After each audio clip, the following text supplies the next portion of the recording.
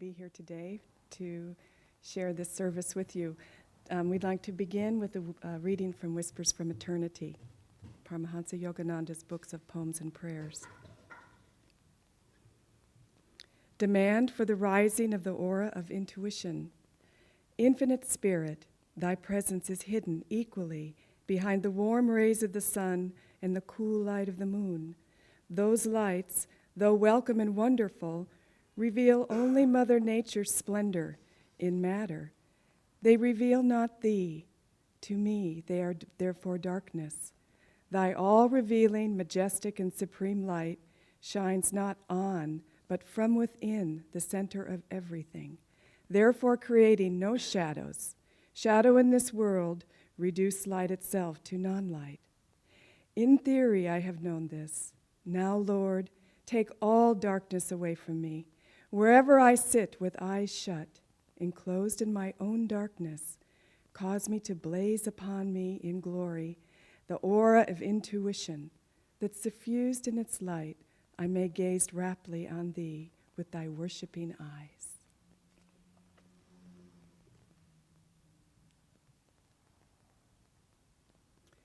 There's a beautiful story in the autobiography of a yogi, and also Yogananda talks about it in Conversations with Yogananda, his book that he wrote recently. And it's a story about a man who was diagnosed with diabetes. Many of you know this story, but it really applies to this title today. He was diagnosed with diabetes. He was a young man, and he had 3 months to live. And so he took that 3 months, and he said, if I only have 3 months to live, then I'm going to give every moment to God.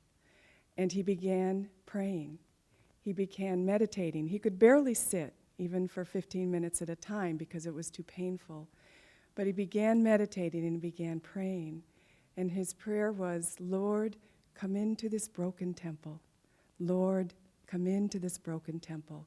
And he prayed it over and over and over, 15 minutes at a time. And then he was meditating 30 minutes, then an hour. And soon he was meditating 3 hours at a time. This man who had so much pain. Lord, come into this broken body. And 3 months passed, and then a year, and then 3 years. And every single day, he started meditating longer and longer and praying more deeply and more deeply. And in 3 years, one day, God appeared to him in one of his meditations in a vision. And he said, he woke up and he looked at his body. He was completely healed. In 3 years, he was completely healed. And he said, Lord, I didn't pray that you heal me. I just prayed that you would come to me, that you would come into this broken body. And he said, my son, where my light resides, no darkness can remain. Where my light resides, no darkness can remain. Such a beautiful story. And it talks about the light within each one of us.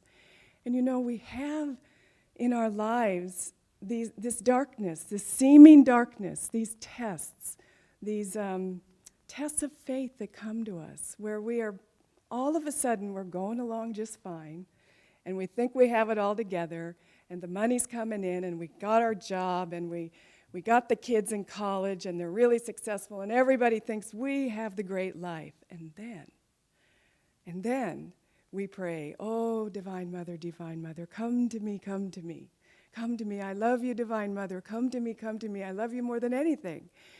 And so Sister Gyanamata, who is Master's the highest disciple, she has this little prayer book, her diary, and she says, people pray, come to me. And then she says, and then God smiles and says, okay, here I come. And he comes in the form of tests. He comes in the form of darkness. He comes in the form of the money just never quite being there. Maybe a fortune being lost. Maybe a child suffering. He comes in the form of everything you've worked for in your life, you just get no respect for. And she said, you come and you're given the last place at the banquet table. She comes to you with disrespect. She comes to you with all of the things that you thought you had, they're taken away. She comes to you. And in that moment, what's the first thing that most of us do? We resist it. This can't be true. How can this be happening to me? I'm a good person, I am. I'm a good girl, I am. Like it is in My Fair Lady. I'm a good girl, I am. Why is this happening to me? And it's really important that we don't ask that question, why. The why has nothing to do with what is happening. We don't ask the question. It's really important that we accept in that moment that this is God in this form. And He is working on us. Because we may have had a very successful life and we may have been superficially happy, but He wants so much more for us.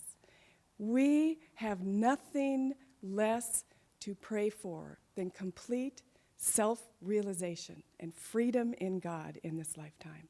That is our prayer. That is our soul call. That is what we are yearning for. And so, without this testing, how can we really imagine that we would receive it?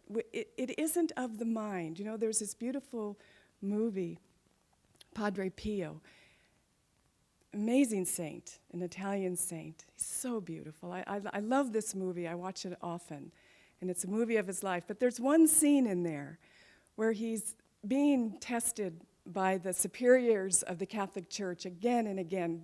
They said he was a fraud, and he had the stigmata, the signs of Christ on his hands and in his heart and on his head and in his feet. And they wouldn't allow him to just be who he was, and they tested him over and over. And finally, this man was interrogating him, and he just said, you know, Satan knows how to get into the mind. He knows how to confuse us. He knows how to pull us away from that oneness in God. There was that one scene in there, and that was so poignant for me because I thought, yes, that's true, and we allow him to do it. You know, Yogananda said, and this is very interesting, he said, every single test that we have in this life is a test of will. It's a test of will. And just like this man, it must have taken tremendous willpower. And Yogananda indeed finishes that story by saying, that man had amazing willpower to be able to sit there day after day after day in that pain. Physical pain is something that's very hard to get over. Come into my broken temple. And look what happened. But the will, we need to align our will with God's will in this world and not get bound by the Maya and stuck into the thought of the darkness. You know, Ramakrishna said something very beautiful too. He said the darkness glorifies the light. And think about it in your life. In almost every test that we've had, when we finally, God lifts it from our consciousness, finally we get through it, finally. Isn't it true that it's as if the darkness had never existed? And our consciousness is free from that forever. Perhaps forever. The guru is the dispeller of darkness. He's the light of the world, and so he gives us these things because we prayed for them. We prayed for freedom. He knows what we need. I wanted to share a story about my mother, and she was a brilliant woman. She passed away about 10 years ago. Very brilliant woman, very kind, very loving. I think she was a saintly person. She had 7 children, and she wanted to be an attorney when she was going to school, but they wouldn't let her because she was a woman. You have to be a teacher because it's not feminine enough to go into the field of law. In her time, those things were just coming out, that women could indeed be equals to men. And so she went into the teaching field. When the last child left, she began a hospital. She went back to college, got her degree, psychiatric social work. Anyway, she was a brilliant woman. And she was named Woman of the Year in Wisconsin, one of those years during those times. And so, out of all things, my mother gets a brain tumor. She gets the gift of a brain tumor. Can you imagine? Here's this woman who is just brilliant. And it took 4 years for the tumor to actually take effect and to gradually, very gradually, she left this world after 4 years. And in about the third year, we were having coffee. And she said, I just want to tell you something, because I know out of all the kids, you're the one that can really understand this. She said, I was really proud of my intellect, and I fought up against those men and I got the money for the hospital, and I was proud of myself. I was feeling pretty good. And then I got this. And she said, very slowly, my memory has been going. I can't even remember which kid I call on the phone anymore. Very slowly, all my things that I was so identified myself with, they're going. They're gone. And she said, I want you to know this. I am not my mind. The intellect I was so proud of is gone. She said, I wake up in the morning, I feel so much joy.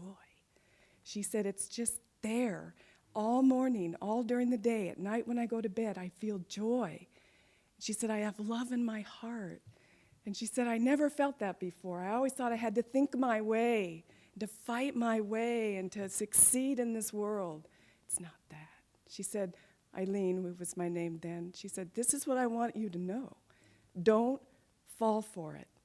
So my mother gave to me. That was her gift. And so I'm sharing it with you because I think it's helpful for us to understand that we are so much more. The light is there.